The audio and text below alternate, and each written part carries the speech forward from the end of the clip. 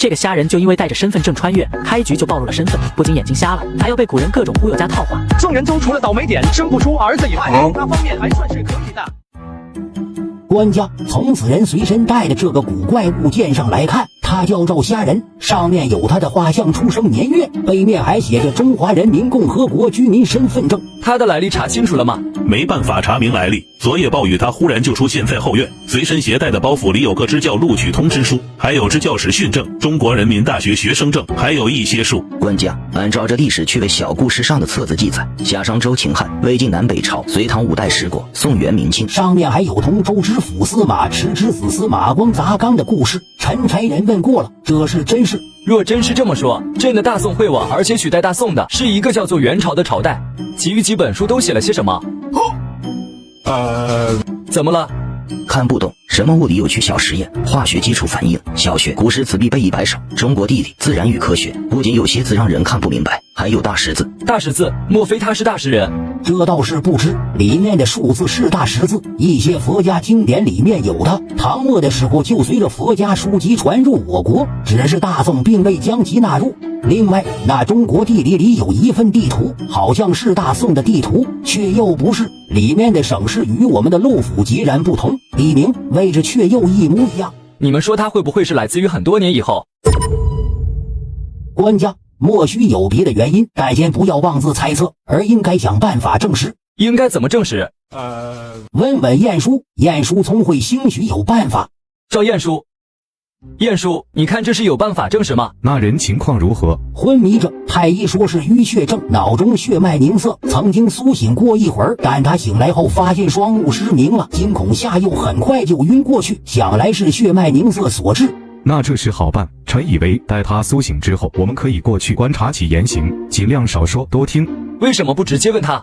若他真的来自于后世，知晓自己在前朝，他说出来的话还会完全是真话吗？若抛出一些言论证实，让我们确信之后，岂不是想诋毁谁就诋毁谁？到时候决定权在他手里，我们信还是不信？童叔公之言甚是有理。官家，那人醒了，去看看。啊，我的眼睛好痛！这里是哪里？是泥泥村吗？有人吗？支书，村长，是你们吗？是的，你要喝水吗？您是支书还是村长？哦，肯定是村长。之前上山的时候，用驴车送我来的那个大叔说支书摔了一跤，扭到了腰。咱们这是泥泥村吗？我的眼睛看不见了。村长，麻烦您能带我下山去医院，让医生帮我看看吗？太医，医生看过了，说会好的。医生？咱们村有医生吗？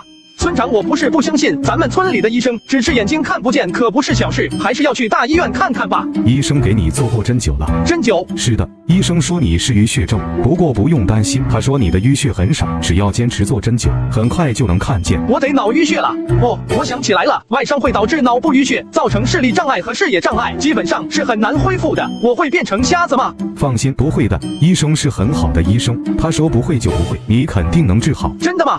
我是信中医的，就是这病还是应该下山去大医院，再不济也要照个 CT 吧。你身上都是伤，下不了山。我没事的，我就想去医院看看，医院有专业设备给我检查一下，我也好安心。外面还在下雨。下雨？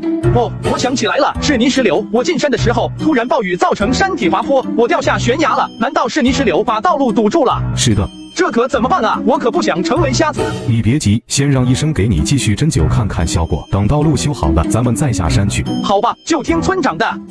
咱们先说说你进村的事吧。我是来支教的呀，村里小学不是没有老师吗？我是国家派来给孩子们上课的。对了，我还得找您报到呢，上面应该给村委通知过了的。就是我的行李不见了，录取通知书和支教证也丢了。没丢，东西都给你找到了。哦，那就好，那东西先放在村委吧。对了，我的手机呢？村长能帮我把手机给我吗？我想给我爸妈打个电话，给他们报个平安。手机？村长，你没看见我的手机吗？就是巴掌大那个宽屏的华为智能机，村里应该有座机电话吧？我去帮你拿。谢谢村长。从刚才的试探来看，我们可以知道2件事：第一，他是他的国家派去给山里孩子教书的先生；第二，手机这个东西好像可以传送消息。看样子他确实还不知道自己的处境，以为自己是被要去教书的村里人救上来的。所以我们必须要瞒下去，尽量继续从他嘴里多套出一些有用的消息出来。太医说他脑部淤血很少，每日针灸3余很快就能恢复光明，到时候他能够看见东西后马上就能知道自己的处境了，会不会？管家，那不如不让太医给他针灸，持续这样失明就能一直让他不知身在何处了。不行，他现在已经因失明的缘故而快疯了。如果不是借口说下山的道路没了，恐怕他爬都要爬下山去。要是让他迟迟不能见到光明，他还会继续留在这里吗？而且也根本不能控制他，否则会猜到这里并非他所说的泥泥村。那该怎么办？太医说快则10天半月，慢则2、3月他就能恢复了。那就在这段时间里，以照顾他的名义，每天套他的话便是，尽量把我们想要得到的消息问出来。只能这样了。这就是所谓的手机吗？有辱斯文，简直有辱斯文。这也太伤风化了。爱卿说的是，实在太不雅了些。朕先看看如何处理。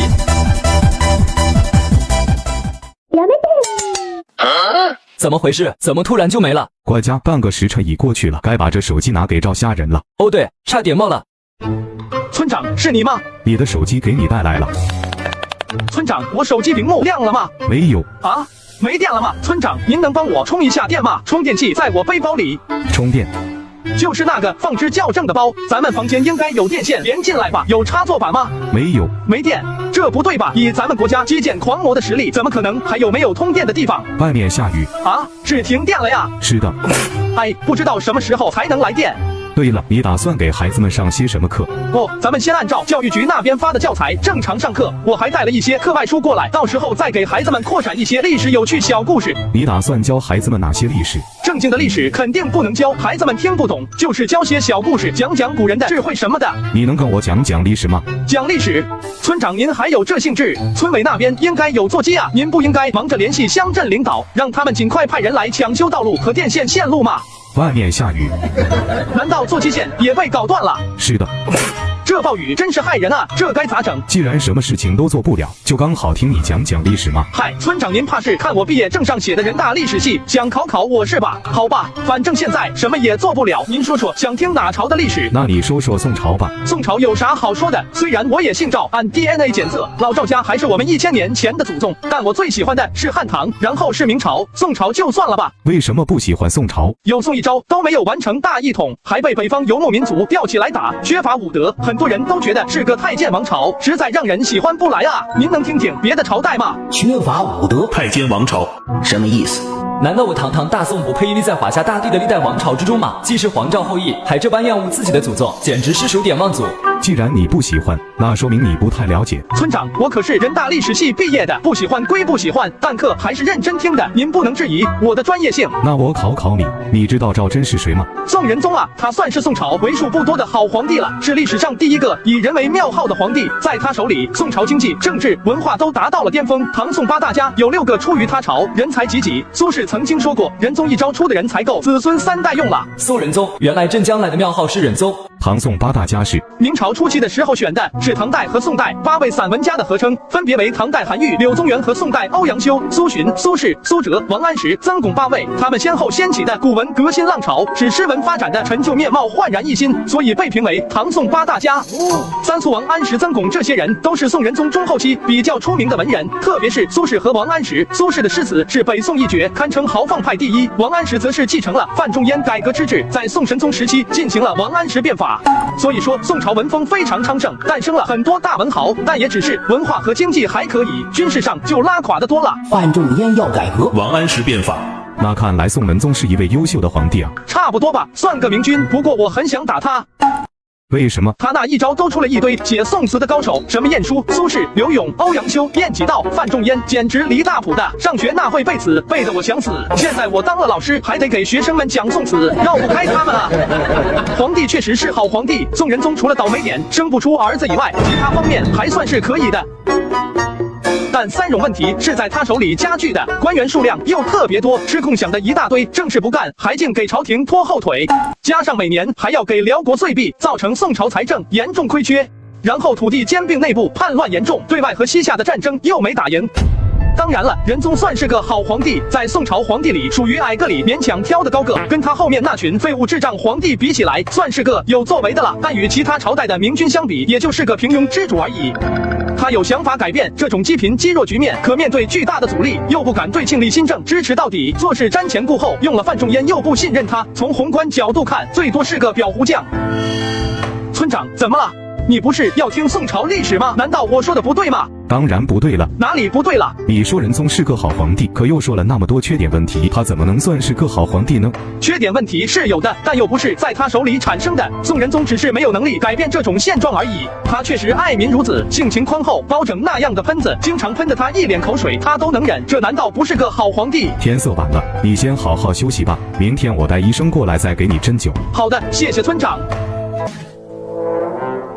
官家若是那赵家人有冒犯之处，还请您宽恕他。我们这么做也是为了从他嘴里了解到更多些后世的消息，还请官家忍耐。这些朕知道，但说朕生不出儿子这事，官家正当壮年，怎么能生不出儿子呢？你没听到他说吗？朕无后。官家他是否真的来自后世，犹未可知。即便是来自后世，也许官家是因为某些原因而导致无后。如果能从他嘴里得到官家身上发生了什么，或许能找到解决的办法。可是他说有宋一朝都被收回燕云16州一统天下，而且真的大宋要亡了。官家事在人为，家人也许就是上天赐给我们，帮助我们解决弊端之人。这真的能解决这些问题吗？朕现在只觉得好像有一座大山压在朕的身上。不管如何，大宋不是亡在官家手里。官家如今既然知道了大宋将来会亡，那就自该振奋起来，为子孙后代永固好江山，不是吗？吕许公之言甚为有理，为了子孙后代江山永固，朕也该振奋。诸公，对于赵家人所言之事，尔等以为如何？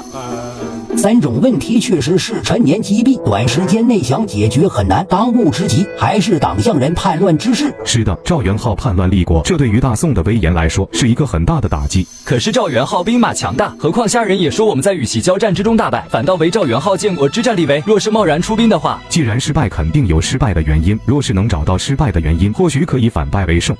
还有朕的子嗣问题，官家今日天色已晚，明日再问吧。好吧，此事诸公务必严格保密，若是外面传出风声，当严惩不贷。赵老师吃早饭了。哦，村长你来了，还好有村长您来陪我说说话，不然真的无聊至极啊。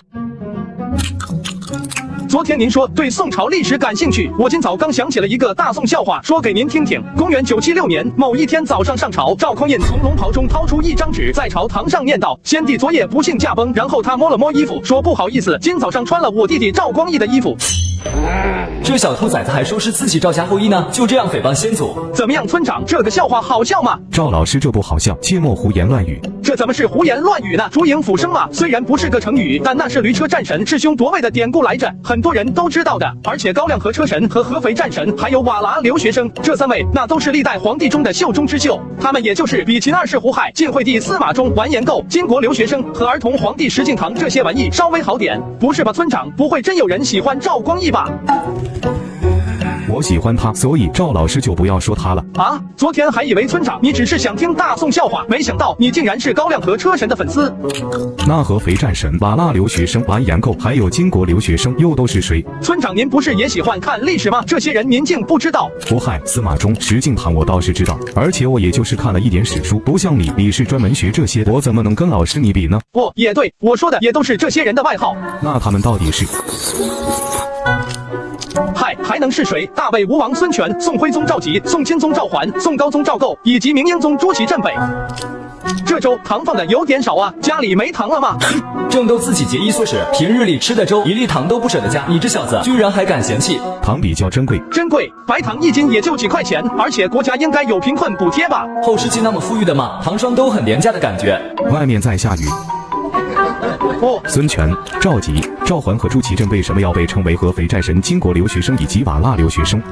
还能为什么？一个字，丢人！孙权带10万人打合肥，被张辽800人摁在地上摩擦。宋徽宗和宋钦宗昏庸无能，丧权辱国，被俘虏到金国去了。朱祁镇去瓦剌留学回来的教门天子，更是秀中之秀。不过孙权、赵光义、朱祁镇在垃圾也是他们主动带兵去进攻敌人，而赵佶、赵桓、赵构还有石敬瑭这些玩意儿，一个个不仅是丧权辱国，更是对外族卑躬屈膝，让华夏男儿流血又流泪。最离谱的就是赵构一边任用武将与金国对抗，一边又任用奸臣与金国议和，最终他把武将们花费数年收复的疆土全送给了金国，并且与奸臣秦桧串通杀害名将岳飞。所以现在网上都调侃赵构是金国完颜家流落在外的好儿子。可以说这几位已经是整个华夏历史上最耻辱、最垃圾的皇帝。晋、宋、金3个朝代可以称得上最烂的3个朝代，为历朝之耻。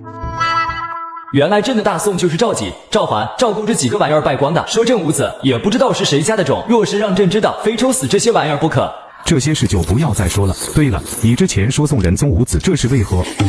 村长，我发现您说话还挺有古人范的，看来您真是个历史迷啊。是，我最爱听讲历史了。好，那咱们就唠唠。宋仁宗不是没有儿子，而是出生一个夭折一个。前说宋仁宗无子，这是为何？宋仁宗不是没有儿子，而是出生一个夭折一个。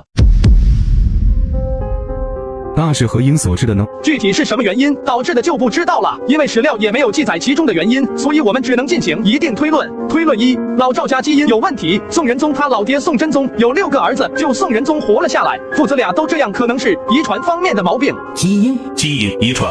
推论2，皇宫建筑有毒，易使人生病。宋代修建皇宫是用了水银、丹砂、铅等材料防虫蛀，这些材料都是重金属有毒的，天天住在毒皇宫里，可不早夭啊。推论3，宋仁宗老色批了。我记得史料记载，刘娥那老太婆在他13岁就给他选了很多妃子，还都是7、8、9岁的那种，年纪轻轻不加节制，搞坏了腰子，生出的孩子肯定也是先天不足。另外就是他的妃子年龄太小，女孩正常生育年龄怎么也得过了18、14、15岁就怀孕，母体自己都还年幼发育不全，根本养育不了胎儿，这样生出来的孩子怎么不容易夭折呢？推论4，就是皇宫阴谋论什么的，宋仁宗自己就是狸猫换太子阴谋论的产物，大抵应该不会让这样的事情发生，所以最靠谱的还是前3个推论。我自己觉得推论3的可能性更大一点。那老色批也真是的，按照咱们现在的法律，和14岁以下的女孩那啥的都是犯罪，那厮变态，我唾弃他。也许仁宗有不得已的苦衷呢，毕竟你也说了嘛，那都是太后给他选的。嗨，反正跟我也没啥关系，大清都亡了100多年了，皇帝这东西也早就成了过去式，那些糟粕有什么好说的呢？话说村长，你怎么不问问我什么时候能开课，什么时候和学生们见面？尽老问宋朝那些破事做什么？那老师，您觉得您现在的情况要怎么开展教育呢？那要不就安排我跟学生们见面，说说话，了解一下情况。那个村里遭了灾，我到时候去帮老师问问，大家都住得远，走一趟也不容易。那就辛苦村长了。那个朕不是老色批，都是太后逼朕的。官家无需理会赵家人所说的那些谬论。依照那虾人所言，咱们大宋在后世的风评可谓是十分之低下，而这一切的原因皆是因赵佶、赵桓、赵过等人所致。这些人不用去管，说的那都是几10年后的事情。关于官家无子的问题算是搞清楚了，不是无子，而是如先帝般自私多妖。皇宫建筑中多有毒武宫殿，是不是要拆了重新修建？算了，大清土木耗费巨大，国库支出5度，钱谷匮乏，还是等宽裕些后再说吧。即便是不重新修建宫室，也应该换各地方住。那就在后院新建一栋木屋即可，以后朕就从福宁殿里搬出来，先在后院住着。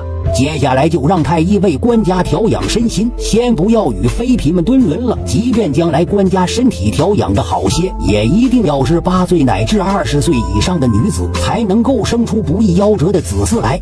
是。话说回来，那家人很快就会恢复光明，以后他知道真相，我们又该如何安置他呢？臣以为这小子虽然态度对大宋不恭敬，但一者他不知己已到大宋之事，所谓不知者不怪；二者后世已无帝王，缺乏对前朝尊敬无可厚非；三来他知晓后世太多事情，大宋若想强盛，还是离不开他。吕相以为朕该重用他。是的，你们呢？臣等也以为要重用。俺也一样。宋仁宗生不出儿，官家范大人叫您。下人说这个范仲淹好像是个名留青史的大好官，范君有何事？臣方才向官家陈述了数条整顿开封府吏治的谏言，为何官家一言不发？一切皆依范君所见便是。谢官家。这都行，就这么定了。吕相他们怎么都不站出来说2句？晏公，那下人不是喜欢说大宋笑话吗？待会不妨让他去说，若是能多听些笑话，也能知道里面的缘由。官家英明。村长，听说咱们这边的主食是土豆，这怎么天天吃馒头啊？土豆是何物？外面下雨啊？土豆都潮湿发芽了吗？是的，赵老师。您叫我小赵就行。对了，还不知道村长怎么称呼？拉日木子。那我以后就叫您拉日叔吧。叔，现在几点钟了？几点钟？不知道。不知道？家里没有钟表吗？那个没电了。啊？是没电子了吧？我这儿有表，您帮我看看。这个虾人不知道自己已经穿越到古代，随手掏出个手表就要古人帮忙看看时间。村长，我这有手表，您帮我看看现在几点了？那根最短的指向4，最细最快的只在7与8之间，最长的指向2，4点20嘛。拉日叔，您看不懂手表？那个村里穷买不起手表。好吧，看看来这里的艰苦程度还远超我所想。不过拉日叔您放心，国家一定会加大扶贫力度，肯定能让村子都过上富裕生活的。我相信国家。其实我也怪不好意思的，现在还在您家白吃白喝的。没事，我很喜欢听你讲历史，特别是大宋笑话。赵老师要是喜欢讲，那就多讲一点。之前还以为您不爱听呢，以后您要是喜欢，我就每天讲一个。好，之前你说李元昊大败宋军，宋军怎么败的？原因很简单，指挥失调，情报落后，宋军战斗力不高，对李元昊过于轻视，还有将领贪生怕死之类的。相比人家李元昊，可比宋仁宗那帮人聪明多了。在打之前就先摸清北宋西北各地将帅兵力部署、分布物资供给等情报。三川口之战、好水川之战和定川寨之战3战李元昊都大胜后，宋仁宗也就只能捏着鼻子承认李元昊立国了。这3战能具体说说吗？那咱们就先说说三川口之战吧。李元昊做足了准备，于西夏称帝之后，召集10多万大军开始南下入侵北宋。宋军前线的李世斌虽然挺勇猛的，但也是有勇无谋，被李元昊故意派的几个西夏帆部降兵做了内应，就打得全军覆没。加上指挥的范雍也是个草包，居然和其他宋军将领传递消息的时候采取直言相告的方式。李元昊截获消息后，就利用假情报设计调出延州周围的宋军前来救援，他便在三川口设伏，再次打得前来救援的宋军全军覆没。最气的是，前来救援的将领刘平、石元孙浴血奋战，被敌人俘虏。黄德和却贪生怕死，不战而逃。为了掩盖罪责，还污蔑刘平和石元孙投降西夏。要不是延州居民为刘平申诉实情，恐怕又是一桩岳飞案。而范雍明明是他的愚蠢导致的三川口之败，却因为是文官进士出身，竟屁事没有。拉日叔，你说宋朝这样的朝代搞笑不搞笑？这是大宋的国法吧？狗屁的国法，保家卫国还得受气，多憋屈！要我说，宋朝真的不配拥有像狄青、岳飞这样的优秀将领。那如果宋军把这个指挥的范雍换成其他人，应该就会好很多了吧？范雍其实不是个昏官，为人正直，为官清廉，人品和名声都不错，但领兵却是外行。宋朝重文抑武，外行指挥内行，就算换了个人，也是换汤不换药，结果都是一样的。一个国家民族只知道诗词歌赋，武备不兴，没有尚武精神，他不败才怪嘞。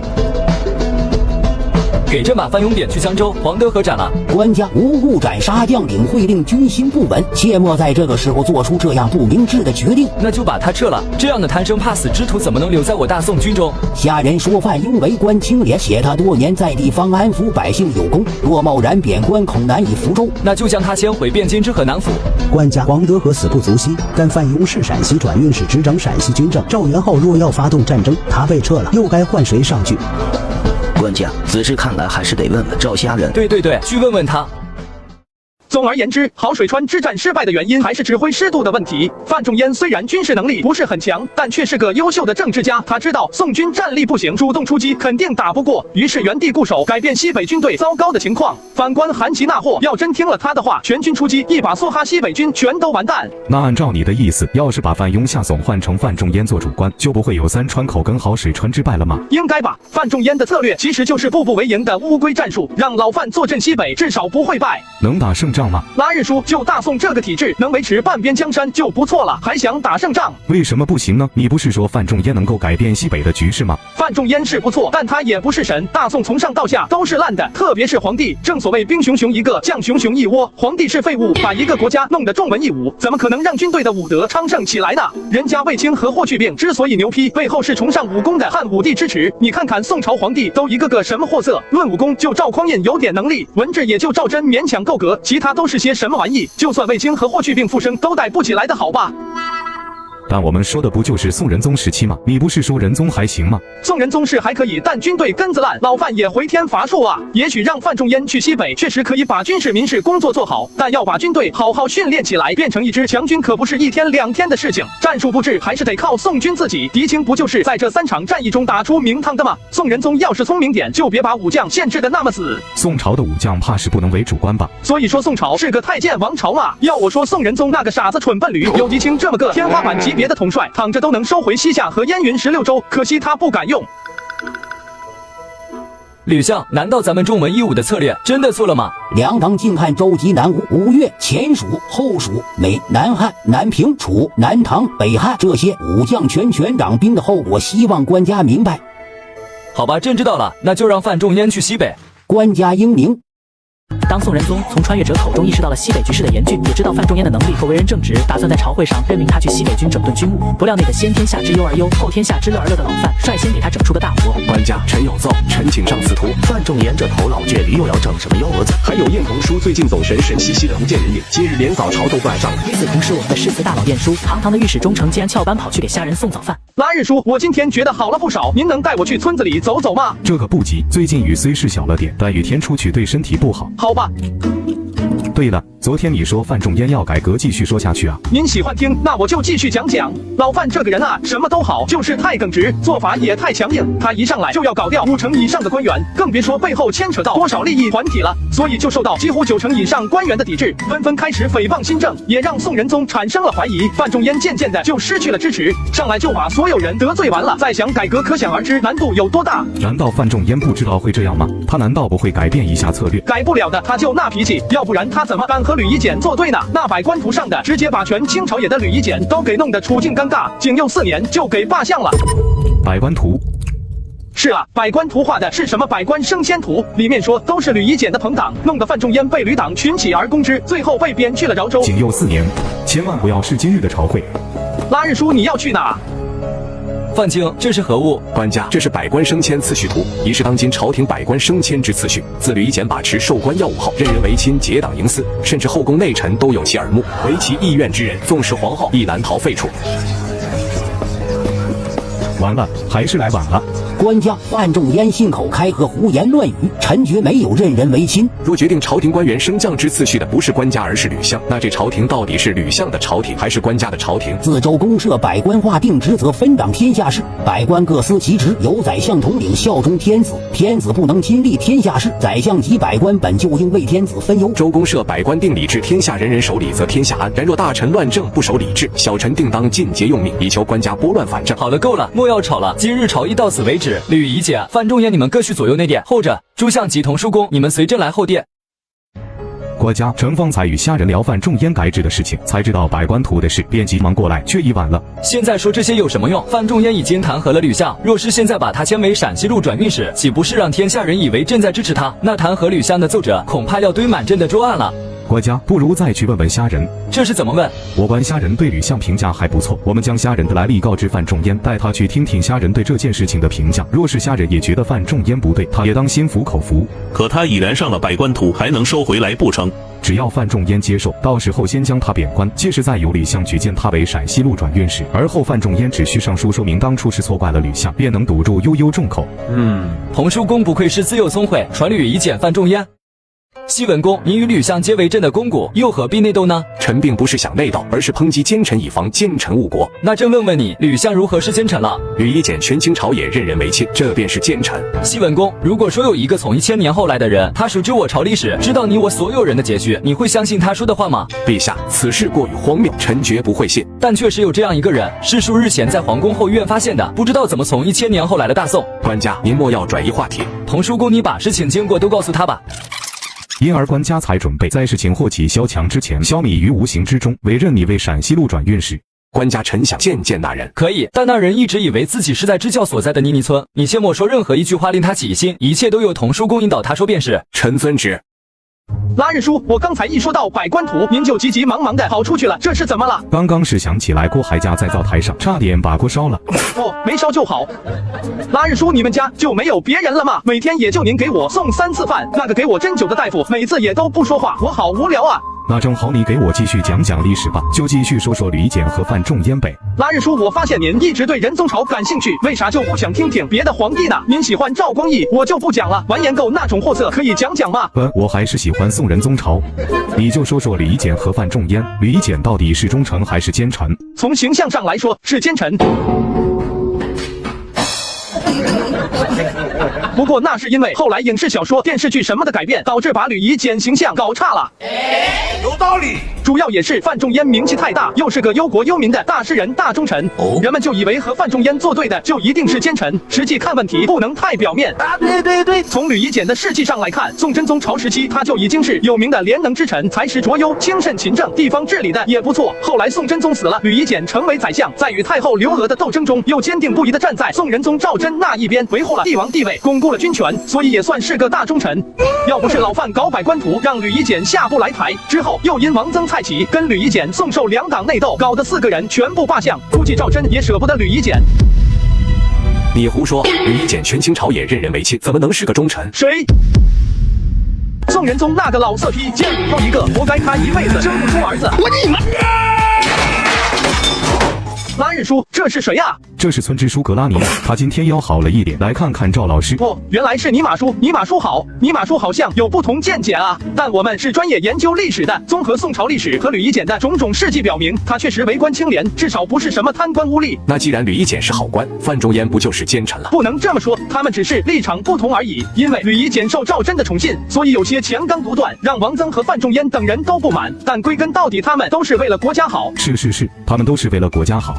吕夷简不仅把持朝政，满朝官员授予皆出自他手，就连堂堂皇后都被他权势废除，如何不是奸臣？尼玛叔，您这是有些钻死胡同了。脾气倒是跟范仲淹有点像，太执着于对错，凡事都是有原因的。我记得郭皇后脾气不太好，老和宋仁宗吵架，郭皇后和尚美人打架时还顺手打了赵祯一巴掌。实际上就是赵祯觉得郭皇后脾气太差了，想离婚。吕夷简恰好跟郭皇后不和，就支持了赵祯的想法而已。这黑锅老夫背了那么久，终于有人替老夫说句公道话了。不过赵祯也是个贱骨头，觉得郭皇后脾气秉性太差，不适合当皇后，想废后的是他。结果人家被废之后，又开始想念起人家。就算是这样，皇帝的家事也应该由皇帝自己处置。吕夷简几次鼓动皇帝废后，还让谏官上奏请求废后，这不是在助长皇帝想废后之心吗？这尼玛之书是个杠精吧？那郭皇后的立场也有很大问题，她是刘娥的人，负责监视皇帝，而且还打了赵祯，赵祯脸上肯定挂不住。试想一下，要是支书您的老婆向着外人，不像自己，还老跟自己吵架，你还要她吗？是吧？这事放哪个男人身上都是难以容忍的，更何况还是皇帝。正所谓娶妻要娶贤，赵祯那老色批一开始其实喜欢的是张氏，被刘娥强行逼着立了郭氏为皇后，本来就有逆反心理，再加上郭皇后并不贤惠，被废也很正常。唯一的问题就是赵祯太贱骨头了点，要废就废得干脆点嘛。看前任长大后越来越漂亮了，又想接回宫去，但因为有了曹皇后而无法如愿，因此就迁怒曹氏。人家曹皇后知书达理，温文尔雅，治理后宫又很贤明，是历史上著名的贤惠皇后，可能就只是长得不如前皇后漂亮而已。我估计也是因为赵祯之前习惯了郭皇后脾气太差，突然遇到个脾气好温顺的皇后，反而让他觉得没意思。这种人说白了就是欠抽犯贱，那批渣男一个，活该他一辈子生不出儿子。我你妈！咦，外面怎么这么大的动静？是老鼠，家里闹老鼠杂碎的东西。哦，拉日叔，还是买点老鼠药吧，这么砸不是办法。好的。真要批了这个小兔崽子，诛他9族啊！不，把他给阉割了，丢到后宫去。官家宁消消息，下人是在用后世人的眼光评判我们，言语稍显粗俗了些。他那叫言语稍显粗俗吗？他都指着朕的鼻子骂了，这是污蔑，这是暴君。官家请息怒，这都是为了从下人嘴里把消息套出来，还请官家忍一忍。忍一忍，合着他骂的不是你们，尽说你们好话来着，说你们个个是大好官大忠臣，唯独揪着朕来骂，那言语还粗鄙不堪。官家，那下人直言，解释他自己胡言乱语对陛下的猜测罢了。官家是什么人，等将来的双目恢复，他自然会看到。对，他会有双目复明的那一天，到那时朕倒要看看他见到朕会是何等惊恐的表情。那时下人知道自己身处大宋，还一直在辱骂圣上，估计会吓尿裤子，跪在地上求陛下宽恕。官家，现在吕相时监视中已有公论，若是不能恢复吕相清誉，难免令忠臣心寒啊。范公，你误会吕相了呀。臣甘愿被贬，但臣想知道臣做庆历新政失败的原因，难道这3冗之害诸公不知道吗？关于庆历新政失败的原因，下人只是说了一部分，详细内容他没有解读。不过他认为你能够去西北稳住局势，解决3次大败的问题，因而官家才希望你去陕西。若是你愿意去的话，在那之前你可以留下来与下人聊聊这些事，但切记此事事关大宋最高机密，绝不能外泄。范公上百官图令吕相难以下台，朕只有先把范公贬官，之后吕相再举荐范公去陕西路，方能平息满朝非议。臣遵听官家之令，但请官家暂时不要将臣外放，臣想留在汴梁听下人说说缘由。好吧，那就贬你为集英殿修撰秘书少监，负责宫中经文图籍，每日都来后院听课吧。谢陛下。走，趁现在诸乡都在，我等再去问问。官家，我们不能一直在问我大宋朝，这样会令下人心生疑惑而发现端倪。我们也应该问问其他朝代以及更多的其他后世信息，兴许对我们也有好处。哦不对，还是同书公思虑甚周。古人意外发现这个虾仁竟是个穿越者，听着他描述1000年后的繁华盛世，那些来自现代科技文明的信息冲击，光是听着就令几人当场炸。国强民富，繁华盛世，风华正茂，自换了人间。既可上9天揽月，亦可下5洋抓鳖，这是何等的壮举！接下来就说说庆历新政的事情呗。啊，怎么又说大宋？尼玛叔，你们怎么就那么喜欢大宋这个太监皇朝呢？尼玛之叔很喜欢范仲淹，就是你说的那个粉丝。赵老师，你就再给他说说吧。不，尼玛叔既然是范仲淹的粉丝，怎么对庆历新政也不了解啊？这他妈的我都还没开始，我怎知道？你是历史系大学生，专门研究这个的，尼玛之叔肯定没你了解的透彻。这倒也是，之叔想了解庆历新政，那我就跟您说说。其实这庆历新政失败的原因，总结来说就一句话：操之过急和受到士大夫阶层的抵制，加上赵祯那雄货摇摆不定、不敢支持的结果。太死了，没完了吗？范仲淹是想通过裁减大量不做实事的官员、精简机构，来达到节省财政、澄清吏治的目的，之后再整治冗兵冗费的问题。但这就触碰到太多人的利益，百官纷纷反对和诋毁。赵祯渐渐的就对范仲淹产生了怀疑，不再支持他。新政改革仅仅持续1年0.4个月就被叫停，草草结束。那范仲淹要是得到皇帝坚定不移的支持，就能成功了吗？那也不一定，得到赵祯的支持只是第一步，吏治改革那是跟全天下的官员作对，反对肯定是很激烈的。要我说的话，范仲淹变法不该太激进，应该要温和些，要像咱们国家现在用的竞争上岗的政策那样，以此激励公务员和干部的积极性，把利民政策作为政绩考核标准，大浪淘沙那样裁减掉不合格的官员，说不准能行。竞争上岗。不过说那么多也没用，宋仁宗那个怂货也没那么大胆子支持改革，疑神疑鬼的。知道他为什么能成为北宋少有的明君吗？那是因为他什么事都不做，不像别的宋朝皇帝那样胡乱指挥祸害国家，就是他最大的贡献。朕发誓，等从他嘴里掏出所有信息之后，一定要狠狠地打到他屁股开花。官家这是怎么了？这几日上朝总板着张脸，动不动因为一些小错漏就发怒。这你就不懂了吧？这是吕相深得圣心啊！你看范仲淹堂堂玄之开封府，被一撸到底，直接撸成隶书少监了。你的意思是陛下因为吕相的事情生气？那可不，要不然最近朝廷又没发生什么大事，还不是吕相被弹劾的事情。好像真是这个道理。西文公，你怎么回事？上百官图的是你，要我们不弹劾吕夷简的也是你，你到底怎么想的？是啊，西文，当初你说吕夷简权倾朝野，任人唯亲，你决定弹劾他，即便被贬亦无所畏惧，我们才坚定地站在你这边。结果你先发难，之后又立即偃旗息鼓，这是为何？我就搞不明白了，纵使吕夷简位高权重，西文你之前一直是不畏强权的，怎么陛下召你进宫一趟你就立即转变了想法？难道陛下还能威胁要杀了你不成？哼，陛下若敢开杀士大夫先河，恐怕连吕夷简都要劝说，何况西文公也不惜死。只是我就不懂，西文公你到底在害怕什么？范希文，你倒是说句话。我们都误会吕夷简了，陛下带我去内殿，将当年废后之事和盘托出，说是他授意吕夷简为之，因而并不是吕夷简干预后宫，而是陛下为之。即便如此，他吕夷简权倾朝野，把持授官事宜也是真的吧？此事一直是你范希文最为反感之事，也因此做百官图而弹劾，怎么？是啊，这事你又该怎么解释？即便吕夷简没有干预后宫之事，现在满朝都出自他门下，难道就不是在操持朝政吗？这些事情我自然清楚，一码归一码，吕夷简或许没有干预后宫，但他操持权势也是事实，只是现在陛下明摆着要保他，我觉得此事宜智取，不能强求。如何智取？我最近认识一位高人，或许有办法，你们在家中等我消息，我明日去问问他。高人，西文公，你不会是被什么事情之徒给欺骗了吧？不是，是陛下身边的高人。我现在只是被贬为吉英殿修撰能够依旧留在汴梁，就是那位高人发话了，否则的话，吕夷简胜券正龙，我恐怕已经被贬往岭南。哦，真有这样的高士？诸位先回去，等明日我的消息。这件事情我也要斟酌一番，看看如何能借助那位高人的力量打倒吕夷简。现在我大抵应该不会被贬，甚至可能会在未来几年内迁往西北执政陕西。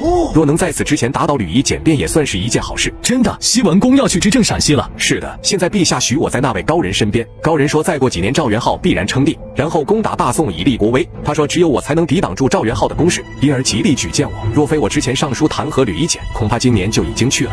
原来如此，好，那就先贺喜西文公，我们就先回去，等西文公明日消息。哼，既然这水不浑，那我就让它浑一点也才好摸鱼。今天杀了只鸡，给你好好补补。还有鸡吃啊，谢谢拉日叔。现在身体觉得怎么样？现在好多了，就脑袋上的伤还有点痛，伤筋动骨100天，需要好好休养才是。好的，谢尼玛叔。对了，我想问问，范仲淹一定要改革吗？你不是说他为改革牺牲了很多吗？如果他不改革的话，会不会更好？是啊，老范为了改革还是牺牲了很多，跟吕夷简作对，被贬到饶州，连妻子都病死在那里。不过老范也不知羞，50岁的人了，妻子死后居然还娶了一个15岁的雏妓，才15岁啊，他怎么下得去手的？总算是有人陪着一起挨骂了。还是先说说范仲淹为什么一定要改革吧。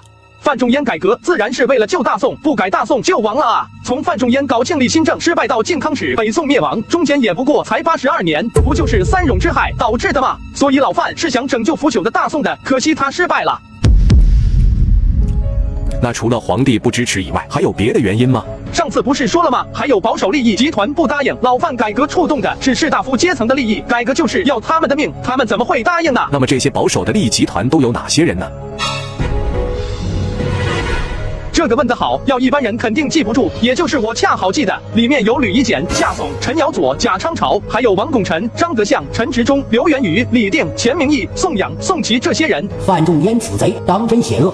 你之前不是说吕夷简是好人吗？好人归好人，但好人也分立场啊。吕夷简把持朝政这么多年，下面得多少徒子徒孙？范仲淹改革不是要了他那一派人的命吗？所以为了自己的利益，他肯定要反对。那按照你的意思，是不是吕夷简他们阻拦了范仲淹改革，才导致大宋最终灭亡的呢？好你个范希文，歹毒至此！都说范希文性格耿直，没想到这私下起套来比谁都阴狠毒辣，当真险恶至极。也不能这么说吧，北宋灭亡的原因有很多，吏治没整治好只是其中之一，更多还是军队战斗力和皇帝太愚蠢的原因。靖康耻的时候，金国兵临便京城下，宋徽宗那个废物怕得要死，就把皇位传给宋钦宗。应金国要求，宋钦宗那蠢货居然亲自跑去金营谈判，结果被扣留当了人质，被迫下令让各路宋军停止救援和进攻。皇帝的软弱无能，严重打击了抗战派将领的意志。之后金兵攻破汴京，大肆烧杀掳掠了4个月，被掳掠一空的开封人民饥寒交迫，冻死饿死的人不计其数，运河河上都飘满了尸体。宋徽宗、宋钦宗这两脑残，后来还被押送至上京，与被俘虏的宫妃、宗室、大臣等人赤裸着上身，披着羊皮，脖子上系着绳子，像羊一样被人牵去祭拜金国的祖先。汉人的颜面被这群杂种丢得一干二净。更耻辱的是，除了宫中妃嫔、帝姬、宗女悉数被掳外，金军还抓走了大量汉人女子，数千女子在被掳走的路上就被凌辱致死。后来还有宋人在金国见到了沦为歌姬舞女的帝姬。泱泱大宋竟受此屈辱。原来靖康耻的内情竟是如此曲折，所以导致北宋灭亡的根源不是吕夷简，而是宋朝皇帝的昏庸无能和软弱。明明手底下有一群优秀将领和士兵，却要自毁城墙，杀害忠良，是他们亲手阉割了自己的军队，让自己的军队失去了血性。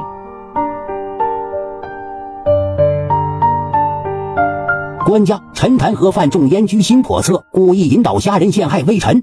我如何居心叵测？虾人都说了，大宋要想不灭亡，就要进行改革。你阻挠改革，不就是在贻害大宋？官家如此信任你，你却要毁害大宋。吕夷简，你才是朝廷最大的奸臣。臣没有阻拦改革，至少现在没有。够了！真的大宋就是被你们这群废物给害了。再过91年，大宋就要灭亡，连公主宗女都被敌人羞辱，你们却还在这里勾心斗角。官家您也听见了，大宋要想长久，就必须整顿吏治，除三戎之患。臣的改制并没有错，错的是有小人暗中阻拦新政。吕相，三戎之事的弊端，你也是常跟我说的，可为什么到了大事上就糊涂了呢？官家，臣自然是愿意支持新政的，但也应该循序渐进。范仲淹是新政的改制人不假，但他失败了，也证明他并不是改制的合适人选。也许我们还能找到正确的方法和方向。吕夷简，你就是揣着明白装糊涂，若不是你们阻拦，改制又怎么可能失败？光凭我一人就能让全大宋的官员士大夫反对你？范仲淹，你也太高看我了。虾人说过，你得罪的是整个利益集团，要想打破这样的利益集团，就要动用军队以铁腕手段。你敢动用军队杀人吗？是。这样一来就违背了太祖与士大夫共治天下的组织，还会令满朝官员风声鹤唳。到那时吏治没有做好，大宋内部就已是风雨飘摇，这难道是官家愿意看到的事情吗？所以臣以为，要想解决这些问题，就不能一蹴而就，改革吏治应该缓慢图之，一步一步来。是，这就是虾人说的，步子迈得太大，容易扯到蛋。臣也以为还是应该循序渐进比较好。臣也以为，像这样的大事应该做好充分准备，不能急于一时。俺也一样。王相公，你们呢？臣附议。官家，国家生死存亡之大事，岂能缓拖？范钦历史上毕竟是失败了，虾人也说范钦的方式不可取，还是缓图为好。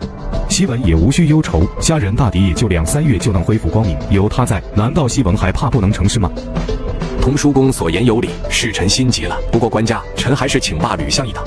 纵使吕相不能罢相，也应该削减其羽翼，否则他们作为利益集团，吕相明着说不阻拦新政，但在背后作妖，那才是坏事。臣一切听凭陛下做主。那哪些被吕相提拔的人，碌碌无为昏官庸官者，由范钦列更明路吧。朕会令皇城司予以配合，如有阻拦者，绝不姑息。本部才子孙有20多人员。范仲淹，本官所犯何事？你凭什么罢免本官？就是你给出一个查办我们的理由，在其位不谋其政，玩忽职守，昏庸无能，滥用职权，这便是理由。范仲淹，你现在只不过是一个小小的秘书守监，你根本没有资格处置本官，我要面见官家，带回去彻查。怎么全是李党？范仲淹前2天才因为弹劾吕夷简而被一撸到底，今个就带着皇城司到处清查李党，这究竟怎么回事？越来越搞不懂了。官家这是要各打50大板啊！吕相看来要倒霉了。国家快瞒不住了。怎么了？因为迟迟不能给虾仁手机充电，也不能带他去村里走走，和孩子们见面，他已燃起了疑心。最重要的是，他想下山去医院。道路断绝这个理由不能困住他吗？按照虾仁的说法，1000年后他们拥有会动的器械，轻松就可以移平一座高山。疏通泥石流堆砌的路面根本用不了几日，所以臣只能告诉他，路面确实已经疏通，但还有倾塌的风险，不让他下山去。那接下来如何应对？臣以为有必要伪造一个泥村。伪造？我们并不了解他们那时代的情况和伪造。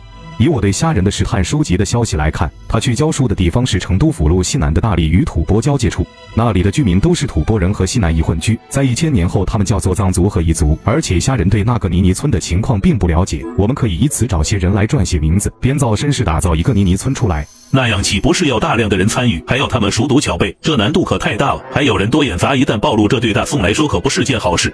我旁敲侧击过得知，后世偏远山区村庄的青壮年往往都会外出打工，留守的基本都是老人和孩子。我们选10个孩子，再加上10到20个大人就行。那里的人本就常居于深山，对外界不太了解也属正常，应该不会出什么漏洞。至于机密的事情，那就只能让这些人先居住在皇宫里了。孩子若是能在虾仁膝下学到一些知识，将来未尝不是大宋的栋梁之才。等过几年他们长大了，自然知道什么话该说，什么话不该说。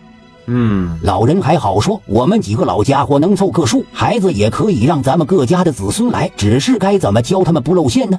那就只能让孩子少说话了，一定要千叮嘱万嘱咐，不能多嘴。我们全都在场，冒充家长代替孩子发问就行，尽量少说多问。关于虾仁机密这件事，自家孩子自家看着，绝不能泄露出去，让他们暂时先住在皇宫一段时间。若能学有所成，对国家来说也算是一件好事。官家，臣有3个孙儿正符合年龄。官家，臣也有4个孙儿符合。官家，臣虽然不如吕公王公子嗣多，但也有2名孙儿愿意送出来。官家，臣也有。俺也一样。臣的孙子天资聪慧，除了倒霉点生不出儿子以外，其他方面还算是可以的。国家，虾仁的事情越少人知道越好，让朱清子孙埋到也合适。燕公没有子孙送来吗？臣以为诸公子嗣太多人都眼杂，回去之后跟他们的家人乱说就不好，所以臣觉得最好是让这些人都来自同一族，这样大家都居住在一起，也容易保守秘密。臣不才，子孙有20多人愿意选出10人来。好你个燕童书，想吃独食，这他妈的是人干的事吗？下官只是跟诸相开个玩笑，还请诸相各自回府邸搜刮自家府中的老妈子，让他们冒充自己的婆娘来充当掩护。赵老师，这堂课教得很好呀，家长们都赞不绝口，虽然他们听不懂你在说什么。这话听着怪怪的，究竟是在夸我呢，还是在骂我啊？家长们满意就好。赵老师，你之前说下课后就可以谈谈历史了，咱们现在来谈谈怎么样？你叫瓦什么来着？他叫瓦扎木果。你好，我记得你说宋朝很厉害，正好今天大宋笑话还没讲，你要不要听听？你讲来听听。高粱河之战后，一男子在汴京大骂赵光义是蠢猪，结果他被判处22年监禁，说其中的2年是侮辱了当今圣上，20年则是泄露了大宋最高机密。合着赵光义是蠢猪这件事情是大宋最高机密。怎么样，这笑话好笑不？赵老师，这不好笑，之前说好了不说赵光义的。忘了拉日叔您还是赵光义的粉丝。话说回来，你为啥觉得宋朝厉害？泱泱大宋，地大物博。当然，这并不是跟现在的新中国比，是跟古代比。区280万平方公里，也叫地大物博嘛。人家辽国面积都500万平方公里，同时期还有西方阿拉伯帝国的面积1300多万平方公里，又怎么说？大宋经济很好，然后呢？文化繁荣，还有呢？大宋还打破了汉唐式家门阀制度。就这吗？还有吗？还有教育。教育就算了吧，程朱理学，禁锢人的思想，毒害妇女，全是迎合统治阶级的封建糟粕。还有你说到的经济，宋朝经济确实好，但没把钱花在正道上，反而养了一大堆没什么战斗力的流民军队和一群昏庸无能官员，有什么意义呢？宋朝对于教育、科技、医疗、交通、经济建设等投入都非常少，国家长期停滞不发展，加上封建礼教的禁锢，长期迷信儒家思想，不钻研科学技术，最终导致灭亡。要我说，宋朝皇帝就是蠢，还不如把钱都花出去，给底层百姓做补贴。赵老师，我悟了，是不是把钱花出去给百姓，就能让大宋国家富强？你悟了个蛋蛋！我的意思是，把钱花给老百姓，等宋朝灭亡的时候，至少还能在百姓那里落个好口碑。这样让大宋难道就没有一点拿得出手的东西吗？有啊，就是宋词啊。宋词文化确实青史，留下浓墨一笔，被当代合称为唐诗宋词，但也就这点东西了。好吧，也许你说的是对的。那肯定我对啊，你什么学历啊，还跟我杠？话说回来，这村子怎么回事？怎么一个个都喜欢问宋朝历史？难道这导致大宋贫困积弱的三冗之害就没有一点解决的办法了吗？不是没有办法，而是要找准方向。首先你得搞清楚一个因果关系。宋朝德国不正，赵匡胤杯酒释兵权之后，要安抚将门勋贵，还要拉拢士大夫阶级，就得花钱养着他们。这里面的因果关系就是，并非有三冗而导致大宋贫困积弱，而是因为大宋舍得花钱在三冗问题上，才有南北两宋300多年的长治久安。这是一种不健康的社会制度，这才是大宋的病根所在。可要想解决这个社会制度，要么宋朝灭亡，直接把整个社会体系给打乱，重新洗牌；要么就把蛋糕做大，让财政收入更多，从而缓解愈发严重的社会问题。这就是那位后世来的先生吗？同学们好，初次见面，先自我介绍一下，本虾姓赵，名虾仁，虾是虾仁的虾，人是虾仁的人，大家以后就叫本虾赵老师吧。那赵老师，我也来给你逐一介绍一下吧。不用了，拉日叔，我现在反正也看不见，等我眼睛好了再说。特么的，你不早说，害本官整整编了一晚上。各位同学们，由于老师我眼睛还没好，普通课上不了，就上一堂特别的课吧。我给大家说说宇宙天地的奥秘，还有我们人类为什么要崇尚科学。首先问问大家，知道我们生活的这片土地到底有多大吗？不知道。大家看，这就是咱们国家的地图，陆地面积是974万平方公里，地大物博，幅员辽阔，在当今世界各国中排名第3，人口排名第2，经济和军事也仅次于美国。咱们国家自古以来就是天朝上邦，是东亚文化圈的领头羊，在与西方文化的对抗当中领先了几千年，一直到近代才被西方超越。切，排名也只是第2，好像也没什么了不起的嘛。这样一对比，真的大宋好像也没虾仁说的那么不堪嘛。光这么说，大家可能没什么概念。拉日叔和尼玛叔都喜欢大宋，咱们就拿大宋来举个例子，作为横向对比一下。大宋这个国家在咱们古代是比较差的一个朝代，不是统一的王朝，总面积大概是280万平方公里，还不如咱们现在的1/3，人口在1亿徘徊，不如咱们的1/14。如果说经济发展的话，宋朝在那个时代也算是世界第1，但那也是因为同时期的其他国家实在都太拉胯了。宋朝经济虽不错，但却没有发展强盛起来，原因就是腐朽的统治阶级和愚蠢的官僚主义造成的。大宋那帮愚蠢无能的统治者，对外只知道投降跪地求饶，对内则压迫底层百姓，让百姓生不如死，最终闹得国家灭亡。所以我们要从历史当中吸取教训，绝不能让咱们的国家再步大宋的后尘。一天天的侮辱宋会死是吧？老师，这话就不对了。真正因为国土面积不如咱们现在的1/3，我才觉得宋朝很厉害。你是？这位是把扎木果咱们村子的。不，咱们现在是给孩子们上课，想聊历史的先一边待着去。接着虾仁就从国家地理讲到世界文明，再到宇宙的奥秘。只是他不知道的是，在他的催眠大法攻势下，这些古代的小朋友早已全军覆没，只有几个大臣和皇帝强撑着，也是听得云里雾里，似懂非懂。没想到天地万物竟是如此的广阔无边，纵使帝王将相权倾天下，亦不过是宇宙中的一粒尘埃。官家见减法和铁设法复用之后，各地茶商纷纷抵制，朝野上下反对的声音也都络绎不绝。这件事情是否还是要商榷一二？此事难道不可为也？官家，减法从长远来看确实是个好办法，但现在朝廷每一年用度非常高，除3冗之害外，边防军费耗资5度，此法一下子会令国库空虚。三司那边同样反对声音不绝。赵元昊叛乱已成定局，西北又将起战火，边军如此消耗，国库还能维持得下去吗？茶法也同样因3冗之害难以推行，国库空虚并非一朝一夕，而是各种各样的事情加在一起所致。现在大宋就好像一个身患重病的病人，病来如山倒，病去如抽丝，想一剂猛药治好是不可能的，只能一步一步缓图。国家遇事不决，当问问虾仁。又问他，他能有好办法吗？赵老师，假如你现在在宋朝，我们给你提供一些3冗危害的问题，你有办法解决吗？不是，村长你们都那么闲的吗？还有你们村怎么个个都那么喜欢探讨宋朝历史，懂得好像还挺多。是这样的，村里有流传下来几本宋朝的史书，大伙从小就听村里老人念，现在闹灾害都闲着，又听说到老师是历史系大学生，所以大家都很感兴趣，有些听不懂的地方就想请教赵老师。请教不敢当，大家一起讨论学习。那您就先说说茶法，赵老师知道吗？不会是教引法吧？正是。教引法的问题，我记得李子不是用见钱法和贴射法解决了吗？书里说李子的见钱法和贴射法虽然能够解决问题，但弊端也不少，而且茶商和下层官吏反对声音不绝，对于国库现钱的消耗速度也远远大于以前的办法，这该怎么办？这样啊，那拉日书，你给我说说里面的具体情况吧。所谓的交引法，就是朝廷让商人帮忙运送军粮到边境，边地收到粮草后，按照当地市价及商人运送路程的远近成本计价，发给商人一种领款凭证，名为交引。商人持交引到京城领款或领取一定量的茶饮去出售，但这样异地结款就会导致交易时间长、手续繁多、资本周转慢等问题。多半商人还与边地官吏相勾结，故意高估货物的运送成本和价值，从中渔利，使宋政府蒙受严重损失。李子的见钱法就是把大量国库里的现金运到边关当场结算，就避免了资本周转慢、交易成本高等缺点，但国库消耗也更快了。对于贪官污吏以及大茶商来说，这个办法减少了他们的牟利空间，自然纷纷反对。原来如此，这书还写得挺详细的。那书上说的这些问题有办法解决吗？关于国库消耗过快、现钱不足的问题，宋朝那时要是会利用好交子，就能轻松解决。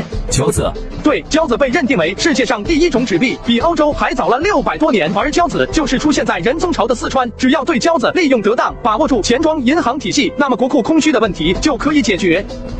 为什么交子就可以缓解国库空虚的问题呢？交子就相当于我们现在用的纸币，纸币本质上就是一张纸，它能够承担起交易的职能，是因为国家赋予了它的价值，而非自身拥有与货物的等量价值。但纸币有益于保管携带，避免金属货币在流通时磨损等优点。宋朝商业已经非常发达，出现了适合纸币流通的市场。可以先调查清楚宋朝主要的商业城市开设交子坞，吸引那些大商人把钱存在官府开的交子铺里，有官府做背书，商人就不用担心私人交子铺会破产而无法兑付。这些大商人南来北往的买卖货物，携带交子银票肯定比随身携带大量的铜钱金银更方便。官府开设的银行钱庄肯定能吸引大量的商人存钱，宋朝就能够在短时间内吸纳不计其数的钱币，而那些商人短时间内又不会立即进行挤兑，那么这些钱币宋朝国库就可以短暂的用于填补国库的亏空，等到后面再填补上去即可。只要保证商人存多少钱就发行多少交子，或者发行的交子不超过市面上流通的商品总价值，或者存储钱币的几倍就行。宋朝的手工业发达，经济流通比较快，只给大商人发交子，不给普通百姓发，应该就不会造成通货膨胀。而且我记得宋朝的交子铺存钱不是银行给储户利息，而是储户花钱去银行存钱。交子铺不仅能盈利，甚至那些大商人还要谢谢朝廷帮他们解决了南北交易往来不便的问题，可谓是一举多得。怎么了？有什么问题吗？不，没问题。赵老师果然是历史系高材生，你要是出生在宋朝，必定会是状元。吕夷简和范仲淹都比不过你。那必须的，要是我穿越到大宋，什么吕夷简、范仲淹这些掉毛，估计连我1/1000的能力都达不到。还有苏轼那老头子，我肯定给他打一顿，让他天天写字恶心我。交子听起来似乎确实是个利国利民的好东西，为什么不给普通百姓用交子呢？如果人人都存钱进钱庄，国家不就有很多钱用了？因为以宋朝那垃圾的执行力和中下层贪污腐败的官吏情况，要是全面开放钱庄银行，让百姓把钱存进去，那各种贪污腐败、滥发超发的情况肯定数不胜数。到时候交子不仅不会给大宋的金融体系带来好处，还很可能直接造成严重的后果，就跟宋徽宗时期一样，会加速北宋的灭亡。如果宋朝朝廷严厉监督呢？很难，宋朝那样的烂朝廷根本解决不了几百上千万人同时存钱带来的管理问题。这钱放在仓库里还有管理上的问题吗？管理问题不只是钱放在仓库里的事，还有防伪、造假、统计之类的问题，这些都没那么容易解决。如果全国各地都有人造假交子从银行取钱，那大宋得亏死。好吧。下人书的诸位相公可曾明白？官家，下人说的话，臣倒是明白。只是真宗大中祥符8年，成都府那16家商人联合所制的交子铺倒灶之后，朝廷也不敢开交子铺，还令交子坞妥善管理，就在于这里面牵扯极多，绝非下人说的那么简单。官家，此事还是要多多商榷一二。侠人不了解我大宋国情，不能一味的信他。这东西毕竟是以朝廷的信用为背书，稍有不慎，朝廷信誉毁于一旦，更可能会加速我大宋灭亡。官家，臣倒以为交子法值得一试，可以在汴梁先开一个交子铺试试。官家，臣也赞同开一个试试。行了，就在汴梁开一个交子铺吧，与成都的一州交子坞相通，以后从汴梁到成都往来商贾皆可以用交子银票。咱们先按下人说的试试，若是以后出了意外，及时天下便好。至于茶商与地方官吏勾结的问题，就按下人所说的以查处贪官污吏之名，该查的查，该杀的杀，不能手软。赵祯出人意料的果决令众人顿感诧异，他们忽然发现自虾仁出现后，这个以往优柔寡断的皇帝变得有魄力和果断了许多，这对他们这些老臣来说也不知道是好事还是坏事。